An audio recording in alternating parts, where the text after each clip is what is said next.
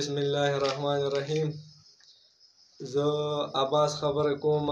زما نوم عباس احمد دی. د مټه مولخیل اوسېدونکی یم. د پلار نوم مې فضل خالق دی.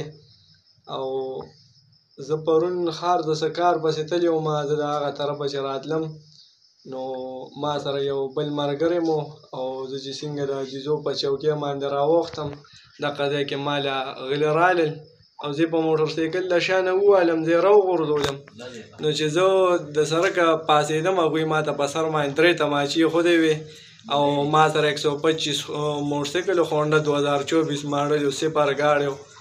نو هغه یې هم رانه واخیسته او جیب کې مې نوټ 20 الټرا موبایل د یو نیمو له ګروپ و، هغه یې هم رانه واخیسته. او ما سره یو بل ملګری و، د هغه سجاد خان نوم و، د پلار یې افضل خان نوم دی. هغه سره نوټ 10 پلس موبایل و، هغه یې هم واخیسته. چې کله ما یو قدم هغوی پسې ورغښته ما ته یې خپو کې په تماچه ډزې وکړې او ما نه روان شو. نو زه لاړم د عدیزو چوکۍ ته. چې عدیزو چوکۍ ته زه ورغلم هغوی زما راپورټ وانغښته چې یاره موږ نشو کولی. او هغله د هغوی د وړاندې په موټرسایکل ولاړل. ما ته یې ویل چې ته لاړ شه په ډیری کې ته راپورټ ولیکه. نو په ډیری کې ما له بیا دغه وکړه او زه یې راوستم. باقاعده پولیس ما سره راغی. خو لکه هغه کم ټایم چې د موقع ټایم و عدیزو والا زما هغه کاروی پوره ونه کړه. هغوی ما سره روان نه شو.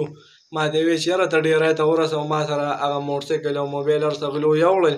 نو ما سره دونه څه نه و، زه پیدل را روان شوم. نو زه راونه رسېدم، بیا په ما ټایم تېر و.